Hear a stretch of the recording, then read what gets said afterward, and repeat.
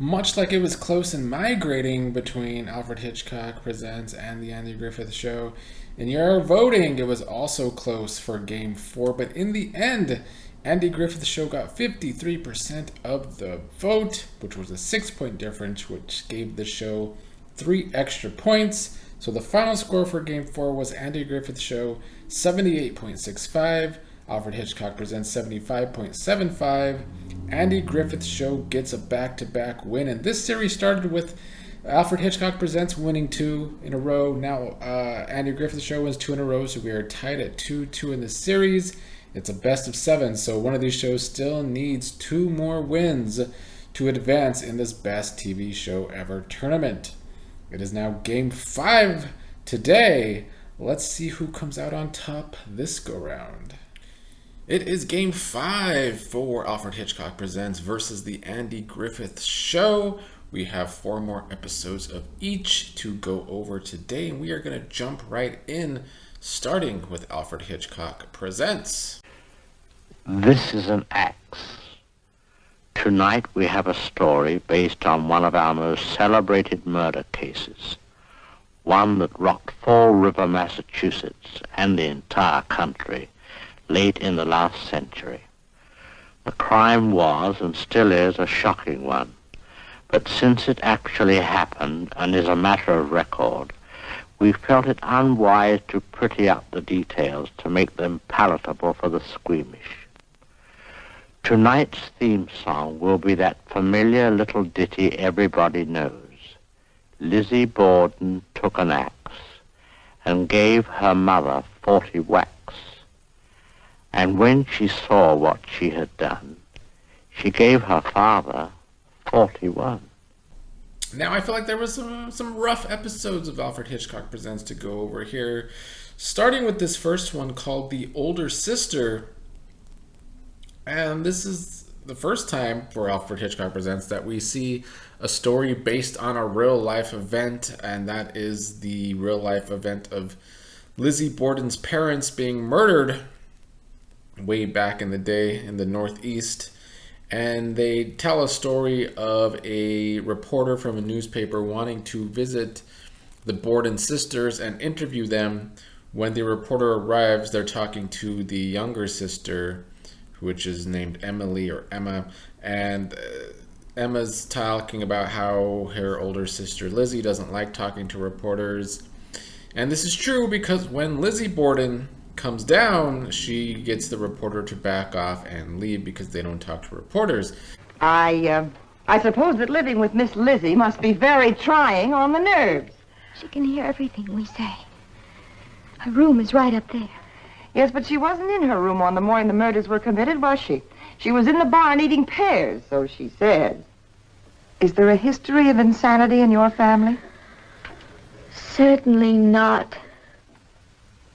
That was the first thing they started asking about.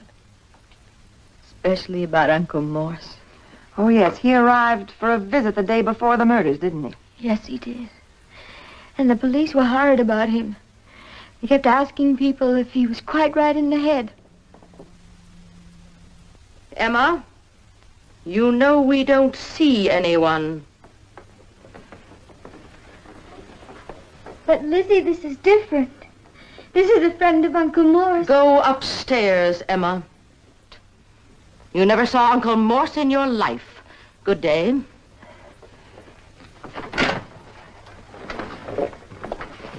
Miss Borden, my paper wants an interview. I don't give interviews. Well, then just answer this one question, Miss Lizzie. What became of the apron? I have nothing to say. And the axe? Why wasn't the fireplace searched, Miss Lizzie? Good day. Now, what this episode tries to do is it tries to give a twist on a real-life story that it wasn't Lizzie Borden that killed her parents. It was actually Emily, the younger sister, because she hated her mother even more than Lizzie did because her mother was such a bad person, and that her mother even turned their father against him, and that's why she killed both of them. Besides, the store mark is etched on it. Lots of people buy axes.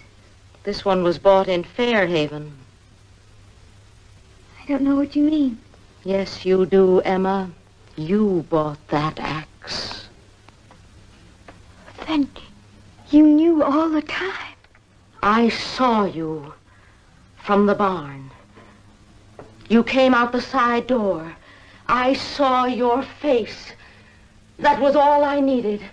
You ran into the street. I came in and found Father. You shouldn't have used my apron, Emma. It was the handiest, Lizzie. I only had a minute. I threw it in the fireplace, and it burned.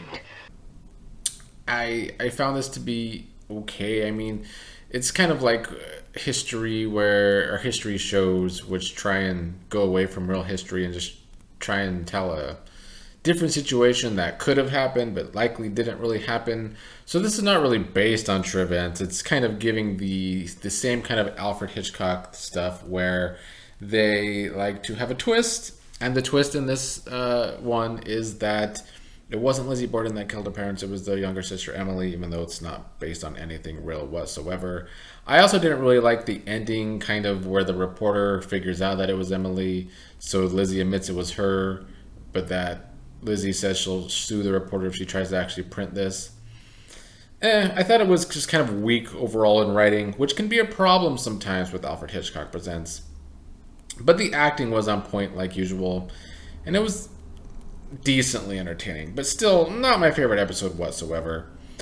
Up next was actually even worse. It is called Shopping for Death, where two retired insurance salesmen have this new job, or I guess, I don't know if it's a job or just something they like to do, where they like to investigate accidents and like murders to kind of figure out why these things happen. And they kind of find a perfect prospect in this woman named Miss Shrike, who was just very angry woman who's always going around yelling at people, antagonizing people, even children.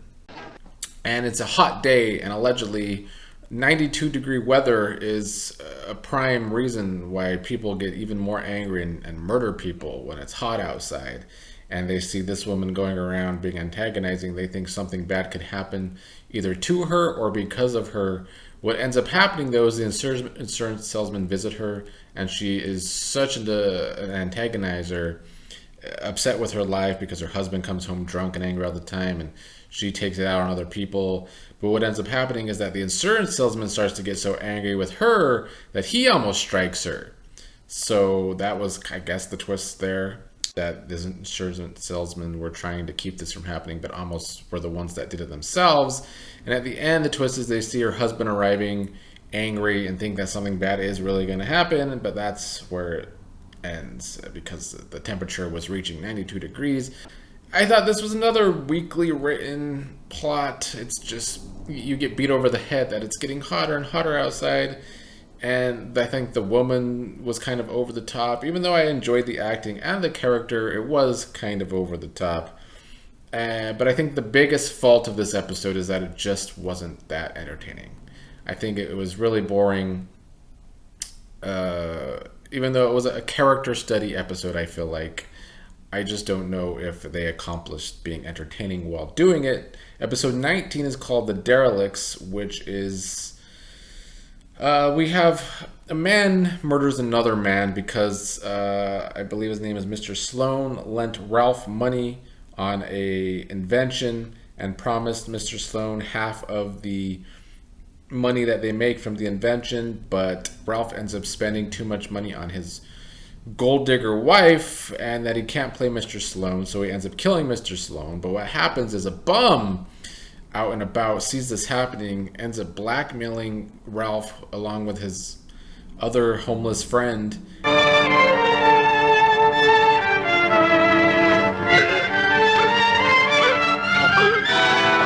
So it's blackmail, is it? Oh, come, must we use that word?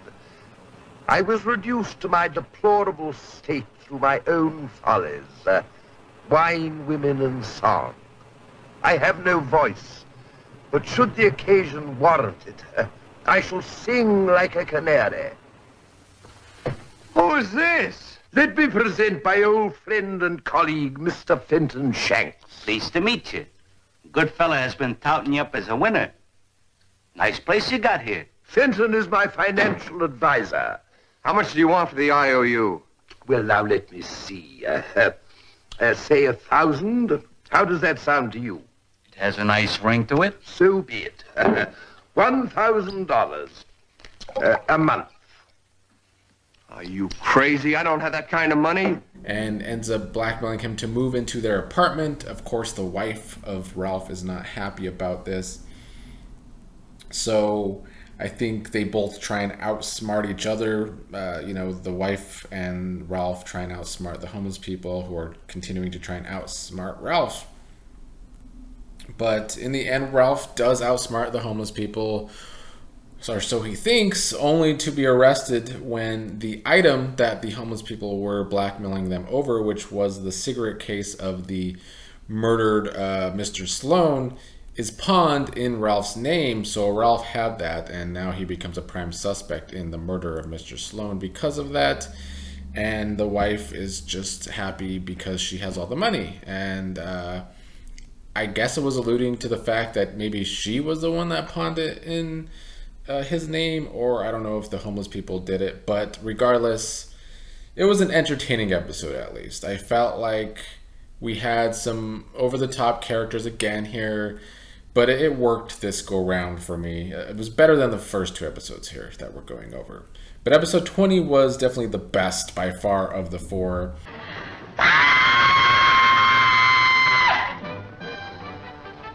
It's called And So She Died Riabouchinska. I can't pronounce the name that we're going over here, but that's the name. So there's a murder, which seems to be a trend in most of these episodes we're going over today, if not all of them. But it's at an old vaudeville theater, and the detective is investigating. The detective is played by Charles Bronson, a big actor. But the better acting comes from a man named Claude Rains, who I don't know a lot about personally, but I guess he is a big old-time actor. He plays a ventriloquist here, who is kind of a prime suspect in the murder. But the odd thing that happens is that he's not giving the detective information, but through his dummy, who is named the name that I can't pronounce, Riabouchinska, the dummy starts talking and giving the detective information. And it kind of comes out that this man, played by Claude Rains, whose name is Fabian, kind of has a bit of a split personality, I guess, because he's talking through the dummy. But the dummy means so much to him because it reminds him of his old love, this woman that he loved that left him. And now he is having a problem with the man that was murdered because of problems with his wife and his manager, and wanting to take his dummy act away. That's why he ended up killing the person. And in the end, he can't have the dummy anymore anyway, even though it's his last love, or reminds him of his last love, because the dummy dies as well, or I guess that was his split personality dying off. It's kind of a layered story with different interpretations, which I think a lot of the Alfred Hitchcock episodes are, which I kind of like. I think the best part of that is the acting here. I mean, on Alfred Hitchcock Presents, the acting is always great. This one was one of the best performances. Claude Rains playing the ventriloquist, a very layered character for it just being a 25-minute episode. He has to play the ventriloquist voice acting here, and he's playing this kind of person who's crazy by the end of the episode. I thought they did a great job. It was definitely the best written episode of the four we're going over today as well, and the most entertaining. That's the four things I grade on. Characters as well. So this episode helped boost the grade that was pretty low for my first three episodes here. In the end, Game 5 for Alfred Hitchcock Presents gets a score of 74.06.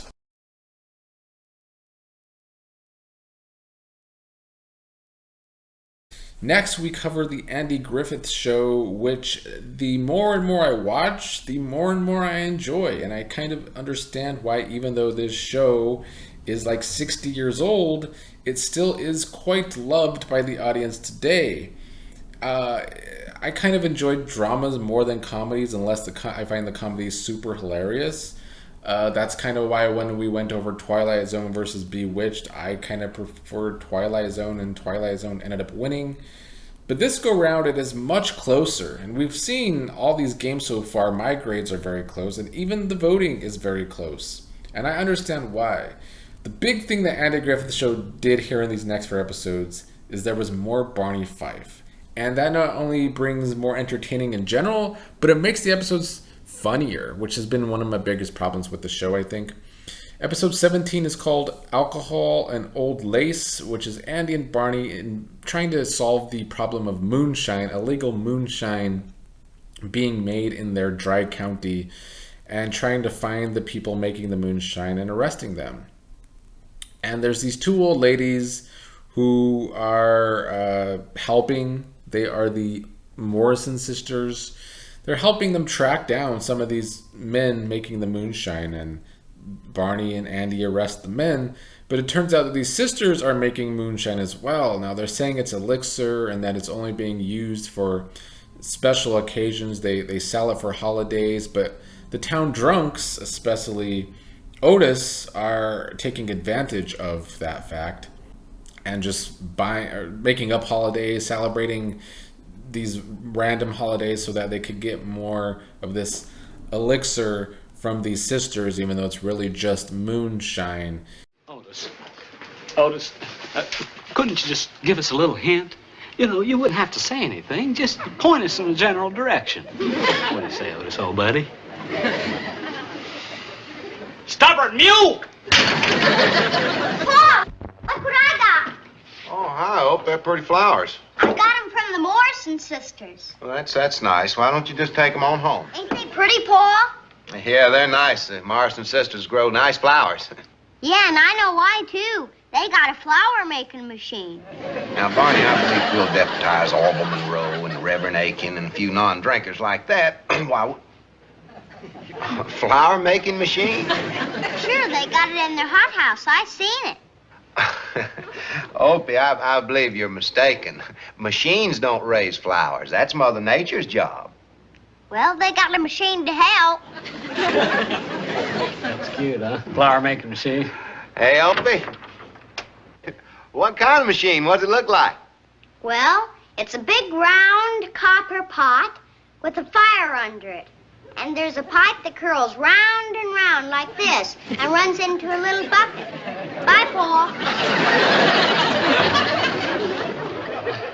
That doesn't sound like a flower-making machine to me. Sounds more like a still. Everybody knows the big round copper pot with a fire under it and a lot of coil.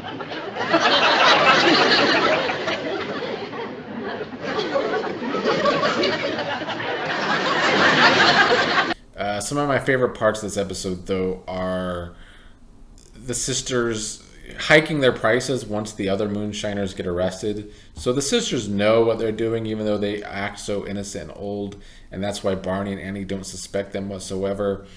Opie, however, finds out that they have this machine, and they tell him it's this flower-making machine, and Opie's the one that kind of rats out this machine to his father and Barney. And Andy decides not to arrest these old sisters, but to just break down their machine. Oh, ladies, you certainly have been naughty. Naughty? Criminals is what they are, Sheriff. They're criminals. Now, easy. Why, we aren't the criminals. It's the moonshiners are the criminals. Well, they've been selling it for drinking purposes. Well, what do you think people do with your stuff? Soak it in bread and eat it? Our elixir is sold only for celebrations and special occasions. What kind of occasion? You know, Christmas and New Year's and 4th of July. And there are a lot of other occasions, too. There's National Potato Week, that's coming up. And there's Panama Canal Day and Bastille Day. You see, National Potato Week and Panama Canal Day and Bastille Day and all of those, well, they're not what you'd call legally recognized holidays. Miss Clarabelle, Miss Jennifer.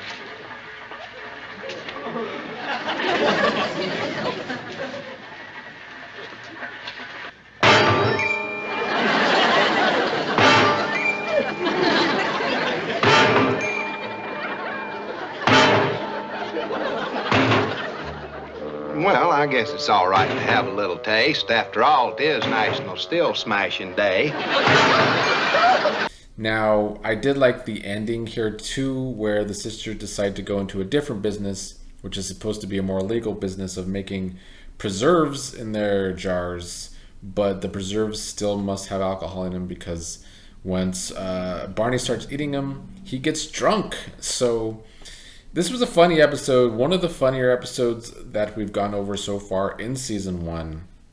I thought we got to see a lot of great characters, which is another thing this show does well, making the townfolk these funny or larger than life characters.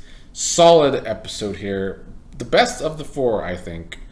Episode 18 is called Andy the Marriage Counselor, which is Andy having to become this counselor to this couple that is kind of disturbing the peace of lot. They have these loud arguments at their house that can kind of turn violent when they throw things around. So Andy steps in trying to counsel them, and we get a lot of funny moments of Andy trying to make them talk nicer to each other, and it's clearly painful for these two characters to get along or just talk nice to each other. And I thought the acting between those two characters was very well done. Now, what was it started the row this morning? Well, it was at breakfast, if you could call it that. Breakfast? He threw his plate of food on the floor. Food? That slop wasn't fit for the hogs. Oh, it was fit for hogs. That's why I give it to you. Hey, see what I'm... table. Now, Fred, I want you to say something nice to Jenny. What? Yeah, say something nice to Jenny. To her? That's right. I'd rather eat the slop. Fred, you say something nice to Jenny or get locked up in one of them cells. Well, This ain't gonna work, Andy. He can't even think of one thing. Well, now all new things come hard, but I'm sure Fred can work up to it.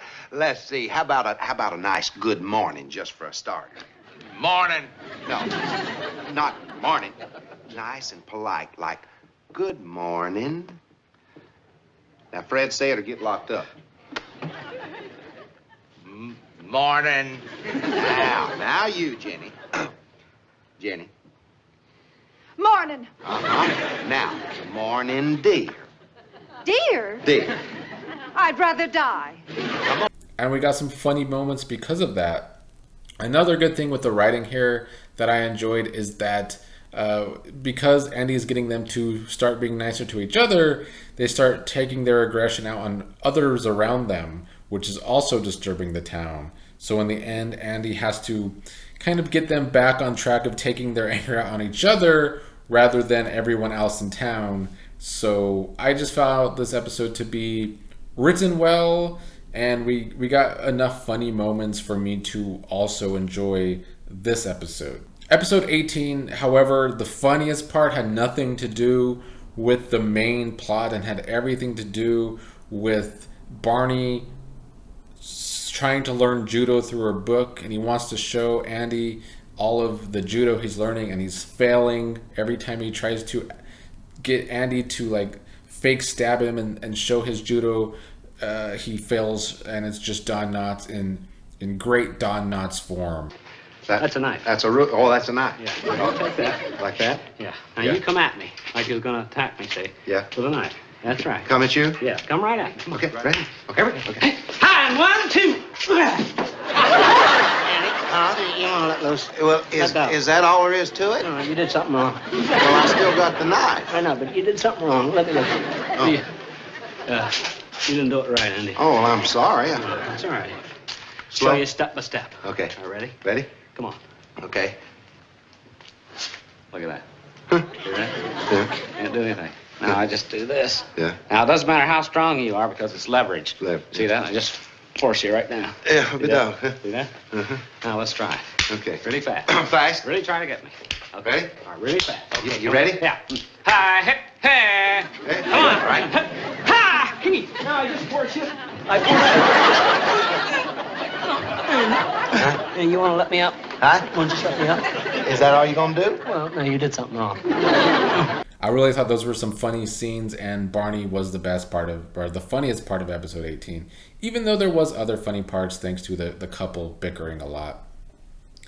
Episode 19, probably my least favorite of the 4. It's called Mayberry on Record, where Barney wants to find something to invest in because he sees his paycheck being whittled away from the government taking things out of his paycheck. There's this man that comes to the small town who is a record promoter, and he gets the town to record these folk songs, basically.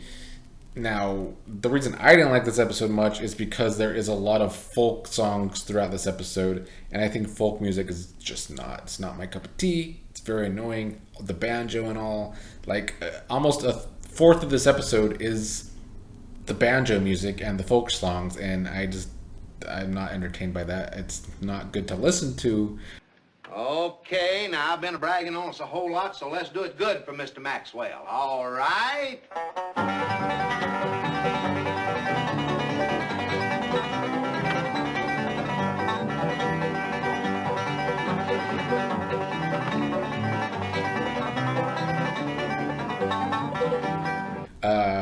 But the plot was strong enough to still... I mean, the writing is still great. The writing is always good on the show.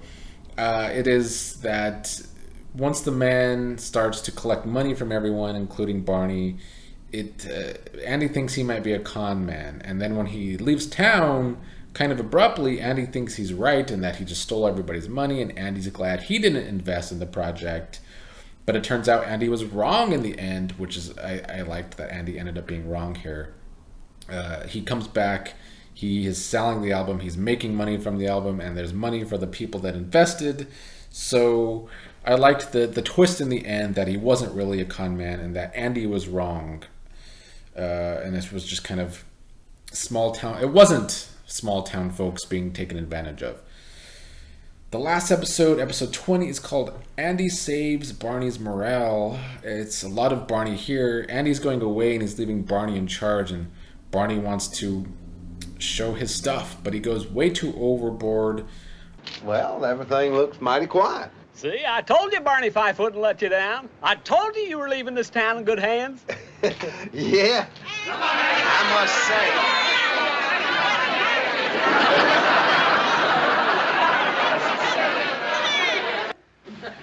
No. Well, I guess we better get the can openers and let them out so the ones in the back can start breathing again. Now, when I... How are you, sir? Mayor! Oh, it's an outrage, sir. That's what it is, an outrage. Tom, how are you? Miss Johnson, how are you? Hello, Franklin. How are things at the bank? Hello, Charlie. Hey, Nellie, it's a nice dress. Hey, Ain't B. Oh, he showed no favoritism. I'll say that for him. But it's all I'll say for him. Come along, Opie. Oh, you didn't arrest Opie, too. Well, I couldn't leave home alone, could I? Come along. Arresting a lot of people in town for the pettiest of crimes. He not only ends up arresting the mayor, but he arrests Aunt B as well. So when Andy comes back and sees all these people Barney has in the jail, that was a good scene, seeing everybody that Barney arrested coming out of the jail cell were pretty funny. But because of this and being so wrong and being so over the top, Barney is humiliated with himself and his morale starts to drop. He gets very depressed. He shows up to work not shaved and looking exhausted. Morning.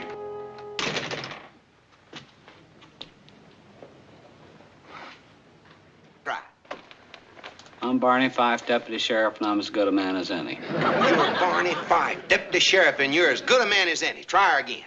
You're Barney Fife, Deputy Sheriff, and you're as good a man as any. Try her again. And allegedly, Don Knotts stayed up for 2 days straight so that he could look so disheveled, and he didn't shave for 2 days so he could look so bad. And he does look rough, and his morale is down. And so Andy is trying to save Barney's morale. First, he tries to get a woman to come onto Barney and bring up his morale, which seems to be working until the woman accidentally messes up Barney's hair and starts laughing at him, which was another funny scene here. So that doesn't work. And so Andy has to get the town folks to, well, scare them first that there might be a new deputy, and then get them to admit to Barney, or at least lie to Barney, that he was right about arresting all of them. So that does end up saving Barney's morale with Andy coming through for his friend here. It was a very over-the-top episode here because Barney goes so over the top that he probably should lose his job. But it's a sitcom. It's very sitcom-y here where Andy gets the town to lie to Barney to get his morale back up and keep his job. I thought this was another solid episode. Maybe not quite as good as episode 17, Alcohol and Old Lace, but very similar, where there's a lot of Barney. Barney's funny throughout, and I think that because we're getting more Barney, my grades have been going up higher and higher for Andy Griffith Show. This might be the highest grade I've given Andy Griffith Show. Let me check real quick. I gave it a 78 here for Game 5.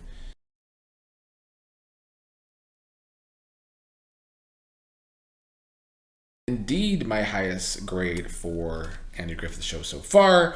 So Game 5 from me is Andy Griffith Show 78 to Alfred Hitchcock Presents 74.06. But now y'all must either vote in the comments or in the poll I'm putting up here on the channel. Please do vote, because you all have kind of decided a lot of games in this series so far. This is so close of a series. I think both shows are solid in their own different ways. And we're going to see who comes out of this game on top, Game 5. But remember, you can only vote for the next 5 days. After that, votes do not count.